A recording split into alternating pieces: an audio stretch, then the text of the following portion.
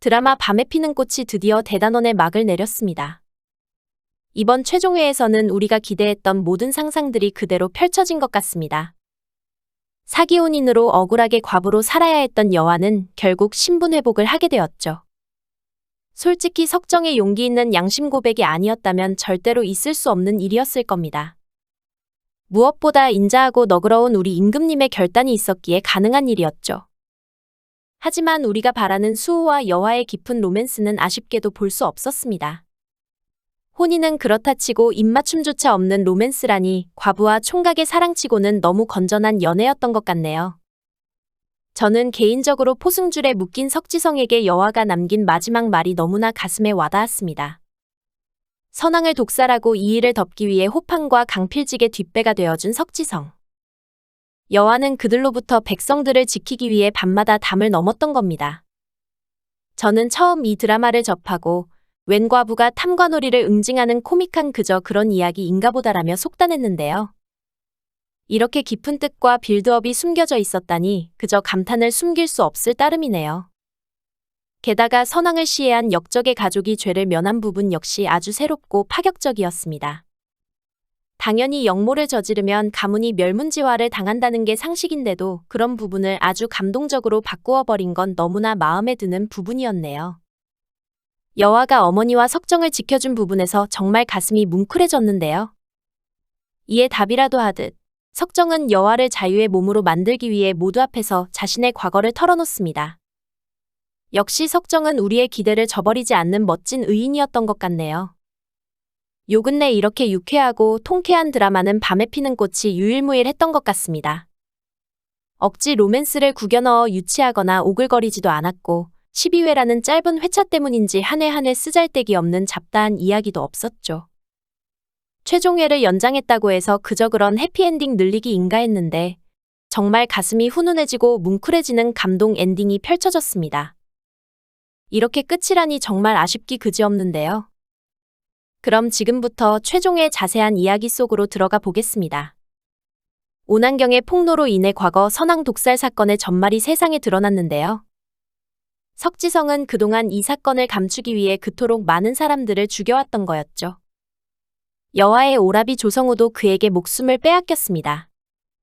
여화는 그것도 모르고 오랜 시간 오라비를 만날 꿈을 꾸고 있었던 것이죠. 죽기 전 조성우가 석지성에 의해 죽임을 당했다는 사실을 말해주는 오난경. 그동안 여화는 오라비 조성우가 살아있길 바라고 또 바래왔습니다. 보는 이들 또한 조성우가 살아있으면 좋겠다며 희망의 끈을 놓지 않았는데요. 예전 회상 장면에서 조성우가 강필직의 칼에 최후를 맞게 되는 장면이 공개되긴 했었습니다. 그렇다 해도 그가 구사일생으로 살아남아 여화에게 다시 돌아올 가능성은 아주 조금이라도 남겨져 있었죠. 하지만 오난경까지 조성우가 죽었다는 말을 했다는 건 그가 정말로 세상을 떠났다 뜻이었습니다. 장장 15년간을 기다려온 여화에게는 이렇게 비참하고 안 된 일은 없을 텐데요.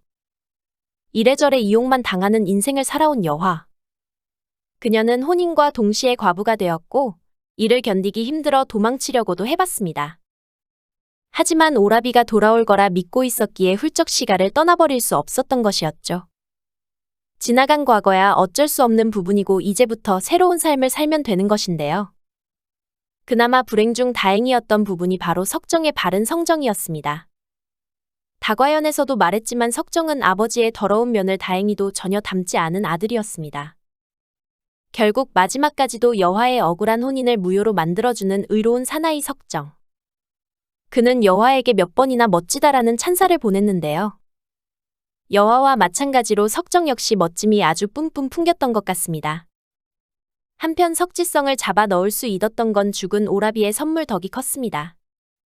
오난경이 과거의 일을 폭로하기는 했지만 석지성은 순순히 패배를 인정하지 않습니다.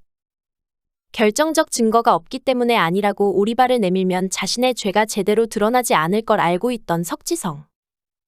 그런데 그가 두려워한 증거를 바로 여화가 가지고 있었습니다. 그녀의 오라비가 전해준 특별한 검 안에는 선왕의 밀서가 숨겨져 있었던 것이죠. 15년 전 선왕을 지키던 금군이 모두 전멸하지만 여화의 오라비 조성우만은 필사적으로 선왕의 밀서를 가지고 도망칩니다. 그리고 이를 특별한 검 안에 숨겨놓았던 것이죠. 하지만 결국 조성우는 석지성의 손에 죽고 맙니다. 안타깝게도 여화는 15년간 죽은 오라비가 돌아올 거라 믿고 있었던 거였죠. 모든 사실을 알게 된 여화는 분노에 차올라 석지성에게 칼을 들이댑니다. 여화는 그 자리에서 석지성을 끝장낼 수 있었지만 그대로 그를 놓아주게 되는데요. 여화는 오라비의 한을 풀기 위해서는 선왕의 밀지를 이용해 법으로 심판해야 한다는 걸 알고 있었던 것이죠. 끝까지 발뺌하는 석지성 앞에 드디어 여화가 등장합니다. 여화는 조정신료들과 임금 이수 앞에서 선왕의 밀지를 펼쳐 보이는데요. 딱히 지금까지 고구마가 없었음에도 이 장면은 정말 통쾌한 사이다가 아닐 수 없었습니다. 결정적 증거를 눈앞에 들이밀자 석지성은 결국 패배를 인정하게 되는데요. 그가 선왕을 독살한 이유는 선왕이 모두가 잘 사는 세상을 만들려 했기 때문입니다. 사실 조선시대의 왕이 저런 생각을 한다는 것 자체가 말이 안 되는 부분이기는 하죠. 왕권을 지키기 위해서 존재하는 게 신분제인데 왕 자신이 사회 질서를 통째로 깨부시려 했으니 말입니다. 하지만 선왕은 시대를 앞서간 대단한 인물이었던 것 같네요. 몇백 년 뒤에나 펼쳐질 백성들이 주인인 나라를 가슴에 품고 있었으니 말이죠. 이 드라마는 기존의 고정관념의 틀에서 완전히 벗어난 신박한 수작이었던 것 같습니다. 사극 오스트에서 허영지의 랩이 흘러나오다니 딱히 무슨 말이 필요 없을 것 같네요. 아무튼 마지막 수호와 여화의 엔딩 장면은 꽤나 여운이 남을 것 같습니다. 솔직히 두 사람이 부부로 이어지지 못한 아쉬움은 그다지 없는 것 같네요. 두 사람의 사이는 이대로 오픈엔딩으로 남겨놓는 게 더욱 여운이 남을 듯합니다. 그동안 우리의 주말을 책임져주던 밤에 피는 꽃이 끝이 나게 되어 너무나 아쉬운데요. 저는 앞으로 더욱 좋은 리뷰로 다음 드라마에서 다시 찾아뵙도록 하겠습니다. 구독과 좋아요는 사랑입니다.